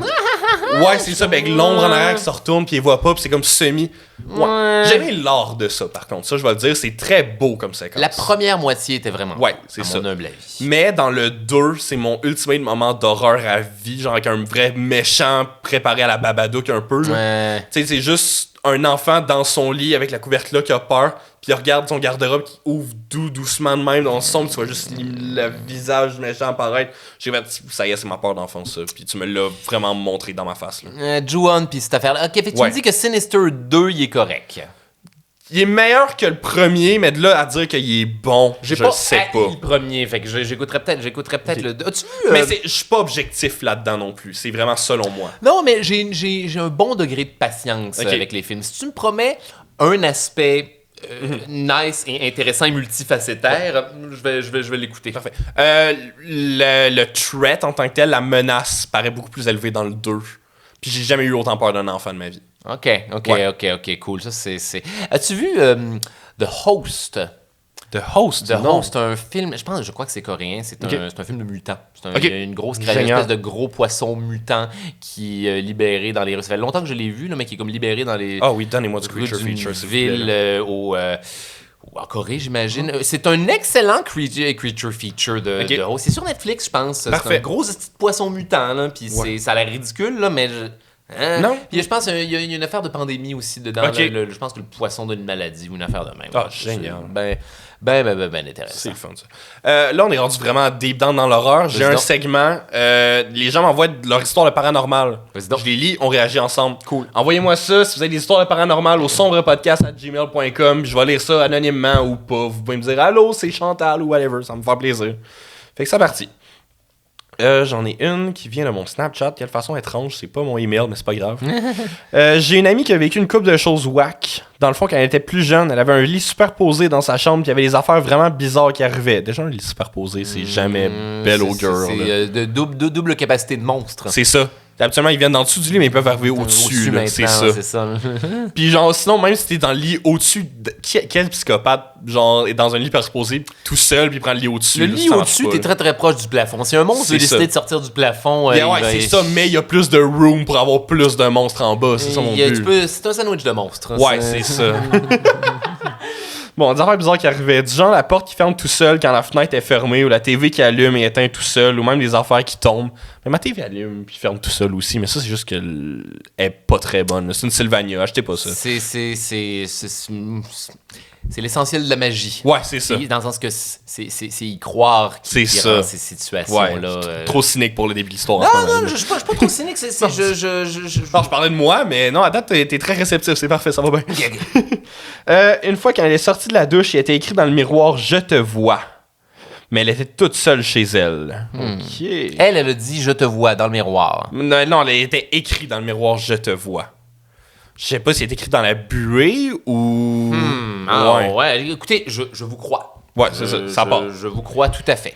Mais elle était toute seule chez elle. Une fois qu'ils ont changé le lit de place, les choses bizarres ont arrêté aussi. D'autres affaires whack, le mot whack, de la même amie, quand elle était jeune, elle avait un ami imaginaire et décrivait à sa mère avec qui elle était, elle a compris quel jour avec son grand-père qui était décédé. C'est une sorte de prémonition, mais juste mal écrit. Tu sais à quoi ça me fait penser? Ça me fait penser au Horla de Guy de Maupassant. OK. Moi, c'est Maupassant, pardon. Ouais. Moi, c'est la seule fois que lire un livre m'a fait peur. OK. Et puis c'est vieux. Maupassant, c'est le 19e siècle, je pense. Ouais. Bref, cette histoire-là raconte, narrée à la première personne, un gars qui est victime de folie. Et Okay. à chaque soir, en fait, à chaque fois, il s'imagine... Folie pure, là, rien d'autre. Là. Chaque soir, il s'imagine qu'une personne invisible s'agenouille sur son torse et essaie de l'étrangler dans son sommeil. Et ça c'est des... Voyons, c'est pas de la terreur nocturne, c'est de paralysie du sommeil? Paralysie du sommeil, voilà. Mais c'est ça l'affaire. C'est que la façon dont c'est échafaudé dans le récit, lui, il comprend pas que c'est ça qu'il y a. Fait que là, il essaie toutes sortes de remèdes de l'époque, d'essayer de se tirer de ça, puis en tout cas, finalement... finit par virer shit. Okay. Mais ce qui est le fun, c'est que la façon dont c'est écrit, il y a deux interprétations possibles et aucune n'est niée. Dans le sens, c'est peut-être juste un bon vieux doute qui faisait de la paralysie du sommeil au siècle dernier puis qui savait juste pas ce que c'était. Ou il y a encore aussi la possibilité que c'était vraiment quelqu'un, une créature invisible au-delà de notre perception. Il fait un point de ça au début, genre l'intro dans le premier paragraphe de cette affaire-là. Il parle du... Mon Dieu, c'est incroyable toutes les choses qu'on peut percevoir avec nos sens. Mais ce n'est qu'une couche de la perception. Je veux dire, quelle terreur invisible se cache autour de nous. Ouais. Quelle présence imperceptible pour les sciences, pour les sens humains évolue. Mais pour les sciences humaines aussi. Pour les sciences humaines aussi, d'ailleurs. C'est pour ça que des affaires comme ça, je suis comme... Est-ce que tu as fait de la paralysie du sommeil? Non. Non? Non, je me le suis fait décrire par des gens qui en ont fait. Puis c'est assez. Ben, c'est exactement ce qui est décrit dans le Horla de Maupassant. Mais tu sais, une façon de se le faire soi-même, de se l'infliger en quelque sorte, la paralysie du sommeil. Ouais, je l'ai essayé. Faire ça. Non, mais moi, je l'ai essayé out of sheer curiosity morbide, puis non, plus jamais. Non, comment tu sais quoi le truc? Moi, dans le fond, c'est vraiment... Tu sais, c'est comme la ascended, quasiment, genre... méditation. C'est la position du cadavre, vraiment, tu bouges pas pendant 20 minutes, puis t'essayes de timer ta respiration pour qu'elle soit la plus lente possible. Vraiment quasiment en état semi-mort, là, genre semi-comatose. Puis là, tu gardes tes yeux, genre, ouverts, puis c'est supposé arriver un moment donné, tu vas essayer de bouger toi-même ton corps, puis tu pourras pas. Parce que tu vas être conditionné à ne pas bouger dans cette position-là, puis t'es confortable techniquement. Mais là, c'est là que tu vas commencer à pas bien aller. Tu vas commencer à vouloir te gratter partout. Puis là, après ça, quand tu commences à comme paniquer un petit peu, c'est là que les hallucinations commencent. Eh bien, félicitations d'avoir fait ce voyage. Non, j'ai pas nice. Mais surtout, je ne le ferai pas. Moi, j'ai une phobie distincte dans la vie claire. Je suis batracophobe, moi, dans la vie. J'ai peur des grenouilles. Ouais, c'est ça. J'ai un podcast d'horreur, je parle d'affaires super deep, mais moi, une petite ça, je peux pas. J'ai peur Impossible. des chenilles. Ok. Les chenilles me procurent une peur incroyable. Je peux comprendre. Et shit. Les grenouilles, mais oui, je peux comprendre également. C'est des petits monstres. Ben, là, c'est des- ça. Moi, je sais pas, c'est un traumatisme d'enfance, clairement, qui a juste comme effacé de mon cerveau, puis à cette heure, mon cerveau, ça c'est juste grenouille danger, genre. Mais c'est parce Mais- qu'elles sont très, très immobiles quand elles sont Ouais. immobiles, puis tu les remarques, elles te font faire le saut, comme dans Ju-On, Ouais, là, dans le décor. Ah, c'est une grenouille. Outre les insectes, je trouve que c'est l'animal qui ressemble le moins à quelque chose qui devrait être vivant, ou genre, je pense que c'est le uncanny. Genre, Ouais, je comprends, Ouais. je comprends ce que tu me dis, mais là, t'as ouvert la porte des insectes, puis Ouais. oh là là là là, le monde des c'est insectes, ça. t'en es Je pense un. que c'est parce que c'est tellement petit, puis on les a remarqués. Je pense que c'est juste tellement du quotidien, en quelque sorte, croiser les insectes. Là. Mais c'est parce que j'ai l'impression que moi, c'est le monde des insectes, la seule raison pour laquelle il est tolérable pour eux, c'est parce que c'est un monde de cerveau binaire. Hein. Ouais. C'est un monde de avancer, chasser, douleur, brûler, mort. Ouais. Prédateur, acide. Tu sais, c'est très, très binaire Oui, que c'est le ça. monde des insectes. Et c'est pour ça, d'ailleurs, que Ouais. je veux dire, le monde en est un d'une infinie cruauté, puis plein des affaires les plus bad tripantes Ah, qui existent. terrifiant, Parce qu'ils là. peuvent le prendre, parce que ce sont des Ouais. petits ordinateurs basiques. Mais le monde des insectes, pour nous, par contre, Oh, mais ça, à notre Sur des taille, gros- c'est horrifique. Là. les 1000 pattes qui attrapent des chauves-souris dans les cavernes, là, Ouais. je trouve, leur acide, en tout cas, l'acide de 1000 pattes, c'est un acide particulier là, qui te fait genre décrépir Quasiment sur caustique, le là, long. ouais. Là, c'est Non. immonde. Sur ça, on va finir l'histoire. Oui, bien sûr, Oui, pardon, pas désolé. tout. Non, mais moi j'adore ça, parler de ça. Dernière chose, son parrain habite dans les Chambards. C'est une fille de la Côte-Nord qui m'écrit, c'est un quartier en quelque part. C'est juste ça que tout le monde sort. Et à un moment donné, il y avait une petite fille dans une robe fleurie qui avait une aura bleue. Genre, elle était entourée de bleu. Plusieurs années plus tard, rien d'autre, et la fille a la même vision, seulement cette fois-ci, la petite fille à la robe fleurie, c'était sa fille à lui. Ok, quelqu'un qui voit les auras puis qui a des prémonitions en quelque sorte. C'est un mess un peu, mais merci. Non, mais Ouais.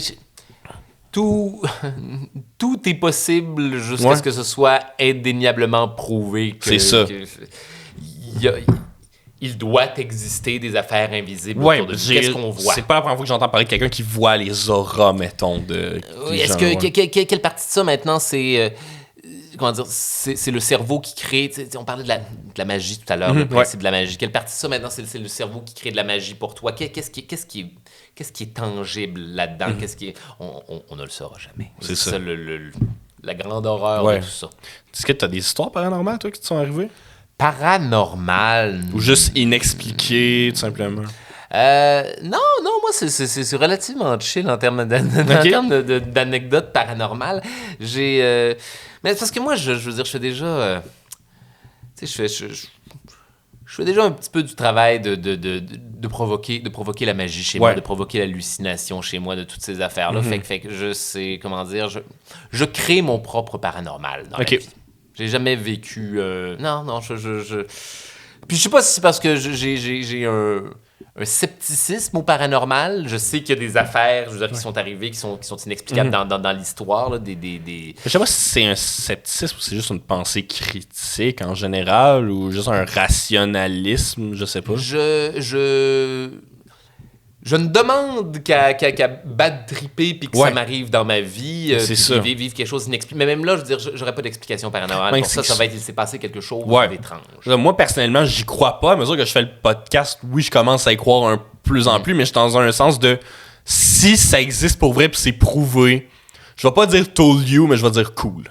Ouais. Hey Ben, ça c'est comme, c'est drôle, tu me fais penser à ça. C'est comme s'il y a une vie après la mort, Ouais. en fin de compte. Hey, s'il y a rien, là, puis que c'est juste là, la tranquillité de la non-existence pendant l'infini, je vais prendre ça n'importe quoi. Il y a rien de plus rassurant que Ouais. l'inexistence pour l'éternité. Maintenant, si vous me dites que tout ce temps-là, et je pense que c'est ça, Ouais. by the way, moi je crois à... Et j'espère que c'est l'inexistence pour l'éternité après la mort. Je suis d'accord avec Maintenant, je suis le premier à être agréablement surpris là, que genre... je suis sur mon lit de mort, c'est fini pour moi, je vois la lumière blanche, puis là, je suis un dude qui enlève un casque de réalité virtuelle. Qui a, ça. Oh, yo! Écoute, je serais heureux si c'était ça aussi. Ok. Puis là, j'étais un alien, là. Je suis quand même, mon Dieu, c'était quel Tout qu'un vie, trip, j'ai hein, eu ouais. En tout cas, j'ai eu un bon podcast. C'est pas un épisode de Rick and Morty, ça, en plus, genre. Oui, Ouais, et c'est ça. c'est un moment génial de Rick and Morty. Ouais, Ça, vraiment. peut-être que la vie, c'est ça. Peut-être, hey man, peut-être que c'est la vie après la mort telle qu'imaginée par les Grecs antiques. Là. Peut-être Ouais. que c'est Zeus. Là. Peut-être Ouais, c'est ça. Je suis comme... l'Élysée puis Ouais. le Tartare. Là. Je regrette de pas être dans le pascalisme un peu pour ça, là. Qu'est-ce que le pascalisme? C'est Blaise Pascal qui avait... Ben, dans le fond, c'est sa philosophie à lui, c'est, dans le fond, vu que la vie... Ben, c'est comme un genre de... Blaise Pascal, le scientifique. Ouais, qui a créé la calculatrice, mais Oui, aussi d'accord, philosophe d'accord, là, au travers, c'est ça. C'est, dans le fond, tu sais, s'il y a pas de vie après la mort, ok, soit. Mais s'il y a une vie après la mort, comme dans le sens judéo-chrétien de la chose, il y a un enfer puis un paradis, t'es un peu dans marde si t'as pas cru à Dieu ou à quoi que ce soit, si t'as pas été infidèle. Fait que rendu là, la vie sert absolument à rien autre qu'à prier Dieu puis à croire en lui si tu veux une vie éternelle. Pourquoi un Dieu voudrait une telle chose? C'est ça. Pourquoi un être qui est une infinie conscience, qui est occupé en tabarnak, man, Ouais. Dieu, là, il doit gérer des supernovas là, dans des galaxies desquelles on aimait. Pourquoi là, il viendrait ici là, nous dire qui est mécontent contre les homosexuels? C'est Puis, ça. qu'est-ce que c'est que ça...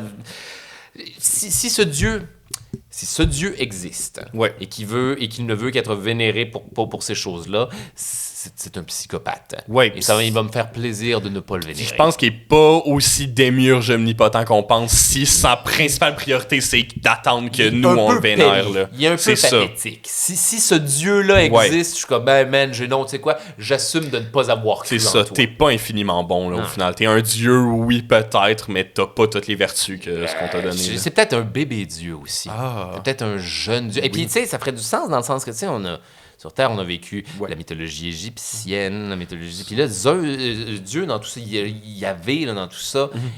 C'est une arrivée quand même relativement tardive. Peut-être que dans l'Ancien Testament, Dieu était, tu sais, œil pour œil, dent pour dent, comme il était, parce que c'était un jeune Dieu encore. Mais là, on théorise, là, parce que pourquoi après ça, il y aurait eu le switch, en tout cas. Mais moi, j'adore l'idée du jeune dieu. Là, moi, j'ai lu une histoire là-dessus sur Internet, puis ça me fait capoter ben raide. Ils ont fait ça dans Star Trek une couple de fois aussi. Peut-être, je sais pas, j'ai pas écouté Star Trek. Moi non par plus, contre, mais là. je sais qu'ils ont Ouais, peut-être fait c'est ça dans Star Trek. Mais tu sais, le genre d'une histoire d'un jeune dieu Eldritch, genre adolescent, vraiment, puis que finalement, lui, il veut juste comme être diverti, puis genre chiller, mais finalement, il y a plein de cultistes qui essaient tout le temps de le kidnapper pour le retrouver, puis juste il voit un dieu à l'image des humains, en fait. C'est Un dieu ça. qui aurait fait ce que n'importe qui aurait fait s'il était du jour au lendemain vénéré comme un dieu. C'est ça. Pas de problème. Fait que c'est ça, tu sais, c'est À la vraiment... limite, les dieux Eldritch, au moins, ils ont cette excuse-là les entités Lovecraftiennes, ils ont cette excuse-là de... sont une infinité de dieux. Et fait ils que- se calissent de nous. Nous sommes ça. inimportants. D'ailleurs, Cthulhu, c'est un des plus bas dans cette hiérarchie-là. Là. C'est un péligode, là. C'est un demi-dieu. Là. Puis lui, c'est pour ça d'ailleurs que c'est un des plus vénérés, j'imagine, c'est ce que j'en comprends. Un des plus abordables, un des plus proches. Ouais, genre, un des plus accessibles. C'est ça. mais ces entités-là, c'est ça. Elles n'en ont rien à chier des humains. Non, c'est ça. On est des fourmis on est Ouais. des bactéries pour les entités Lovecraftiennes. Puis ça me semble être, je dirais, un raisonnement plus proche de celui qu'un dieu devrait avoir. C'est comme une espèce de dualité justement de l'horreur cosmique dans le genre de oui c'est terrifiant que comme on va tous mourir à cause de ça mais genre c'est même pas genre à son niveau d'entendement il en a rien à chier de ce qu'on pense puis C'est aucune tellement... façon de et même- raisonner. et à l'inverse, je veux dire, C'est ça, il y a eux un- autres sont tellement au-delà des limites de la compréhension humaine que le simple fait de les concevoir ou d'être confronté à eux rend fou. C'est ça. Puis Ça me semble être Dieu, ça. C'est ça. Puis d'un autre côté aussi, thank God que c'est ça, genre d'une créature au-delà de l'entendement, puis de... C'est au-delà des limites de ma c'est ça. compréhension, bien Puis sûr. une chance qu'ils s'intéressent pas à nous aussi, surtout, là, Les overall. humains ne sont pas faits pour comprendre toutes les choses. On Non. est des créatures limitées. On Ouais. est et c'est correct. Et je Ouais. dis pas limité. On est sur une planète, puis je pense qu'on était fait pour être des homo sapiens sur une planète avec une vision, somme toute, plus ou moins limitée. C'est ça. de On était fait pour l'univers. jouer avec des branches puis vivre jusqu'à 35 ans, là, de base. Là. Voilà, là, c'est le fun, on s'est rendu ailleurs. Là, maintenant, on explore le cosmos, fantastique, puis on peut peut-être évoluer en autre chose, superbe, mais néanmoins, il y a un niveau d'entendement qui selon moi, est la limite La limite de l'humanité. Ouais, directement. On devrait pas chercher à regarder au-delà de ces... Ben, on peut, là, je veux pas arrêter le progrès puis la Faites-le, curiosité. mais prenez garde. Mais gardez une Ouais. certaine humilité dans tout ça. Il y a des C'est choses ça. qui sont au-delà des limites de notre compréhension. Je pense que le monde, justement, qui recherche ça, beaucoup sur un niveau très sérieux, puis pour aider, genre, la race humaine, je pense qu'ils l'ont déjà, cette humilité-là. Tu peux pas être genre...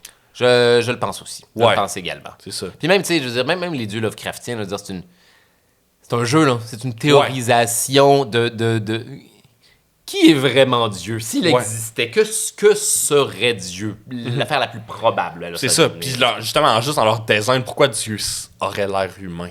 C'est déjà en startant. Vous là. pensez que c'est un vieux monsieur? Non, non. Ouais. Dieu est au-delà des limites de la compréhension. Non, non. Dieu est physiquement au-delà des limites Ouais. de la compréhension. S'il existe physiquement. Dieu a plus de chance d'être un plat de spaghette qu'un humain. là. Oui, absolument.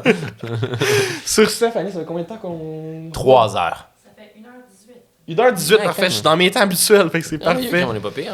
Hey, je te remercie tellement là, d'avoir été là. Ça a été une incroyable discussion, Grand pour plaisir. vrai. C'est le genre de discussion que j'ai jamais envie, fait comme... Je les ai trop peu souvent, moi aussi, Ouais. puis ça fait du bien. On est, Ouais. parce qu'on est, on est sur la même vibe sur C'est ça. Ben, écoute, moi, on se relancera l'invitation quand il y aura d'autres sujets Bien sûr. tripants à taper. Moi, j'ai adoré ça. Félicitations pour tes projets. Félicitations pour le deuxième Olivier. Félicitations pour le deal avec les pires moments de l'histoire. Charles Beauchesne, qu'est-ce que tu voudrais plugger d'autre? Ça va te faire plaisir, ça. Ouais. J'ai, avec mon ami Simon Predge du Oui. podcast Ars Moriendi, ainsi Oui. que l'illustrateur Pierre Bonk. Il faut absolument que je reçoive ça, d'ailleurs, Simon Préjeu. Mais ouais. Lui, il a de la jasette, man. Ouais. Lui, il connaît des affaires. En tout cas, on a deux sets de connaissances qui se complètent à merveille. Et justement, Ouais. on a décidé de faire ça, justement, de compléter mutuellement nos sets de connaissances. On a écrit, excusez-moi, je bug sur le mot. Quand c'est plusieurs histoires. Une anthologie. Une voilà. anthologie, oui. Une anthologie de nouvelles d'horreur cosmique. Wow. Ça s'appelle Les Chroniques de l'Abîme Ok. ou Récits du centre de la Terre. C'est ça, récits du centre et autres récits du centre de la Terre. Voilà. Ok. Et autres récits des profondeurs. Excusez-moi. Ouais. Il y a eu un brainstorm, ce nom-là. On a changé de titre une couple de fois. Là, maintenant, c'est Les Chroniques de l'Abîme et autres récits des profondeurs. Et c'est un... Des profondeurs ou du centre de la Terre? Des profondeurs. Ok, parfait, Des profondeurs, c'est bon. je vous le prédis, il sort le 27 avril. OK. Faut que je le mémorise. Là, Ouais. Bref, c'est des nouvelles d'horreur Ok. avec... qui se passe dans un seul et unique univers et où la source de l'horreur, c'est qu'à quelque part, dans le noyau terrestre, il y a une force qui mène les humains... Quand les humains entrent en contact avec, les mène à la folie meurtrière. Ok. Mais c'est aussi une force que les humains vont essayer de maîtriser à travers l'histoire, d'en faire de la magie, de Ok. l'alchimie. Il y a quelque chose de complètement sinistre dans les entrailles de la Terre qui joue avec nous comme des marionnettes et que même quand on espère le contrôler, c'est cette force-là qui nous Qui est contrôle. au-dessus de l'enterrement, finalement. En fin de compte. Fait que Wow. voilà, c'est 5 histoires d'horreur qui se passent dans ce setup-là, qui se passent toutes à des époques différentes. Ok. Puis là, je viens faire des petits... c'est Predge qui écrit les 4 premières, c'est moi qui écris la dernière. Ok. Et entre-temps, moi, dans les histoires de Predge, je débarque puis je fais des petites apartés historiques Ok. qui ont l'air d'être indépendantes, qui ont l'air d'être anecdotiques, mais qui, dans le fond, viennent se rattacher C'est un plus grand schéma au overall. brand d'horreur Ok. relatif à l'histoire que Wow. qu'on est en train de lire. Fait que j'en ai bien content. Puis avec tout ça avec des très très belles illustrations, de très Je très belles suis illustrateurs. extrêmement hype par rapport à ça, pour vrai. Je pense que ça va être j'ai hâte de l'avoir entre les mains. Je pense que ça va être une Ouais, belle pièce. c'est le genre de contenu que je regarde énormément. Tout mon YouTube, c'est que ça. C'est genre des Reddit stories de genre qui me sont narrés dans une voix de robot. Ah, ça Puis va, de ça là, va bien te ouais, plaire. J'en ai des l'impression. RG d'anthologie, justement, tout ça. Fait que merci énormément de faire ça. Puis ça sort le 27, t'as dit? Le 27 avril, ouais, c'est Parfait. Parfait, je précommande tout de suite. merveilleux. As-tu autre chose à plugger pour ça? Non, pour l'instant, mon Dieu, je refais du stand-up, là, puis je recommence à... J'écris un nouveau spectacle tranquillos. Yes. Il va y avoir une 5e saison des pires moments de Super. l'histoire. C'est-tu un autre podcast à la Jack l'Éventreur, puis la Peste Noire, tout ça?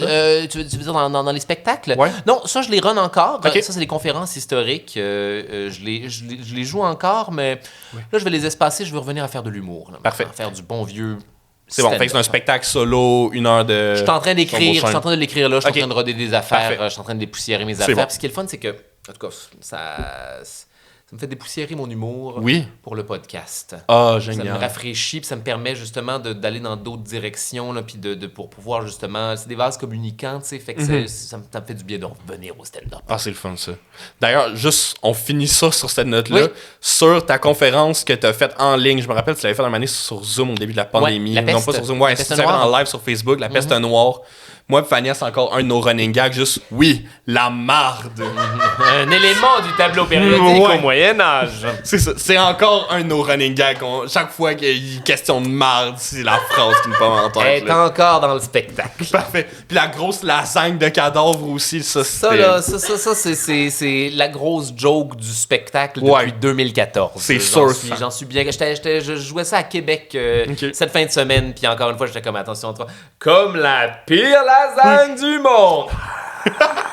C'est incroyable. Je m'excuse d'avoir volé le punch, mais si pour vrai, si vous avez écouté ça, vous avez déjà écouté la conférence là, en ce moment. Là. Merci encore de ton temps, Ça c'est fait full plaisir. incroyable.